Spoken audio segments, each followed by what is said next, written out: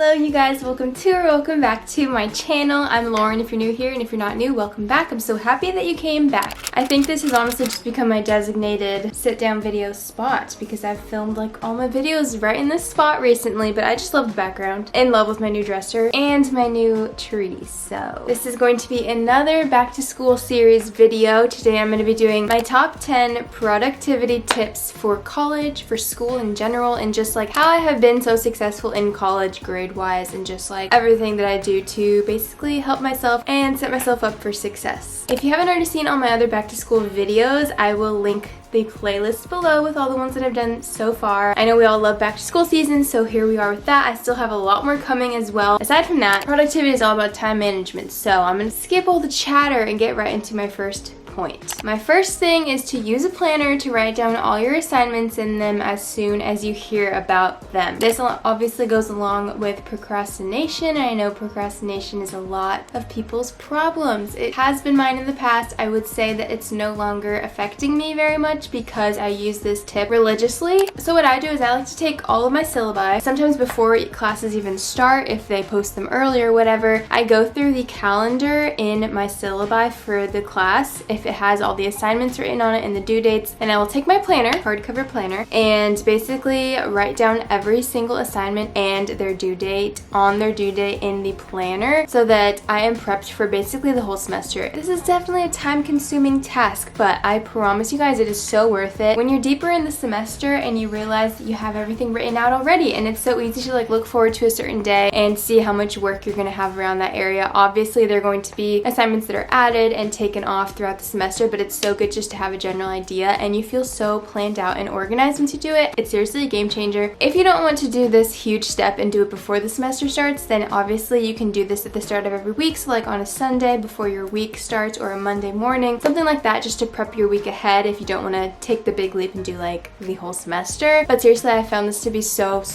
helpful because you can just get a huge view of all the assignments that you're going to have during the semester, and it's so helpful. My next tip is to obviously make a to-do list at the start of every single day. Obviously, find a to-do list method that works for you, whether that be on your laptop, on your phone, on your iPad, on actual pen and paper, in notebooks, like seriously, whatever works for you, do it. But I honestly don't swear by anything more than making to-do lists. The way I make mine specifically, I'm sure you guys know how I make them because they were a huge thing on my channel during quarantine, especially when I was making them every single day and sharing them with you guys. What I like to do is write the day on top very prettily so that it's aesthetic to look at, and then I literally go in and write down every single thing that I have to do that day, even if it's like a tiny task, and even if it's like not even school related or like work related. I will literally write, I'll wake up at 7, I need to brush my teeth and get ready for the day, I need to shower, I need to make coffee, and I will also list all the assignments I need to do. So say write my research paper, watch the movie for class, do the discussion board, like all these types of things. And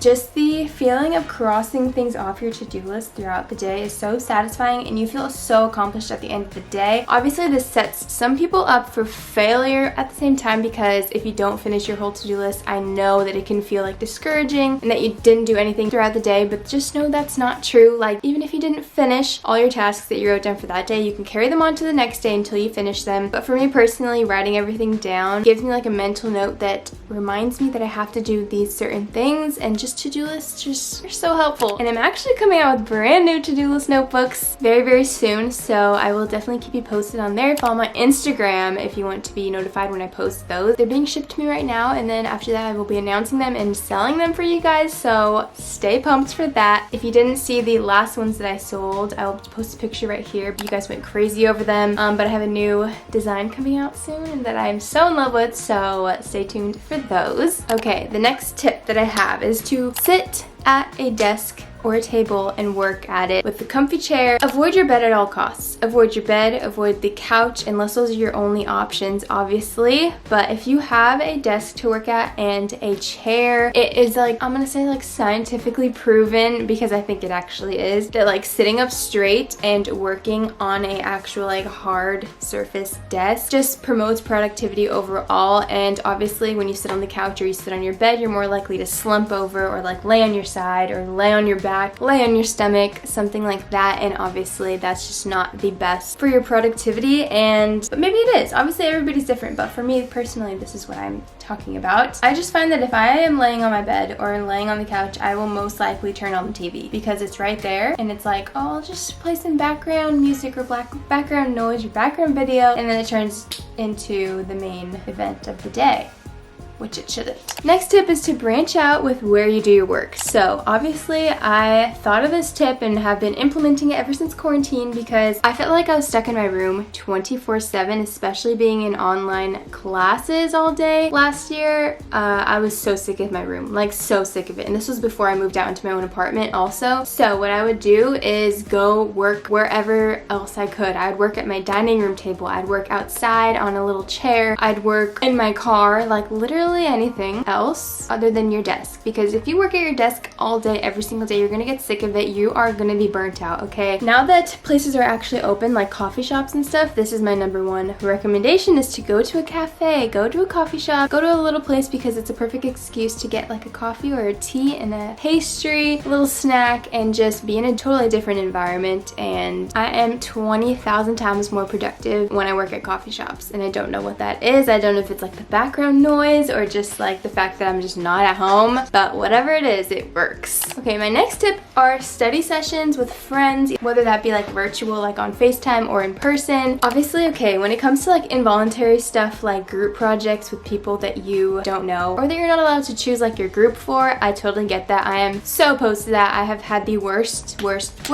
experiences with group projects, so I know how hectic and horrible it can be to work with other people. But study sessions are different. If you know the person, if you know how they work, if you know that you guys are on the same page with your main goal in mind to learn the information and the topic, find a study partner, like a classmate, whether that be a friend in your class or just a classmate that you wanted to reach out to and become friends with, like whatever it may be. Studying with someone is so helpful. I was kind of against this at first because I was like, no, I study best on my own, and I just feel like I get too distracted when I'm with other people, or I don't like study at my full potential. And yes, this is probably the case for some people, and I totally get that. But if you haven't tried it, I recommend trying it. Like this last semester, I would FaceTime somebody before every exam that we had in the class together, because we would take turns like practicing teaching each other material. And I have heard so many professors talk about this tip of like teaching the information to other people, because that helps you like maintain the information so much more in your brain. I actually found that to be super helpful, so I highly recommend that. And also like making flashcards before your study day and just going through them, taking turns like picking different ones and just reciting terms or reciting definitions or just reciting topics, like ideas, whatever it may be. Study sessions are the best, and it's another excuse to go get coffee or something, so why not? My next tip is to plan something fun to do once you are done with your work for the day, whether this be small, like literally laying in bed and watching your favorite show or movie, laying in bed and reading your favorite book, going outside on a walk, going to the gym, going out with your friends that night, going to a movie, hanging out with somebody, whatever it may be. You guys need to be rewarding yourself for doing things during the day, because if you spend all day studying, cramming for an exam, doing loads of homework, and then after that you just like are burnt out and just dwelling on the fact that you had so much to do and that you had such a hard day, that's not really setting you up for any like success, because you need to be rewarding yourself so that you have something to look forward to even before you even start your productive day. While you're in the middle of your day and it's super busy, you can be like, I can't wait to go hang out with Sally after this, can't wait to go watch that movie I've been wanting to go watch. Like, it's just something to look forward to while you are getting all your work done. My next tip is to plan out larger projects and start right away when they're assigned. They're assigned a certain amount of days ahead of time for a reason, so take advantage of that. Whether it just be doing the tiny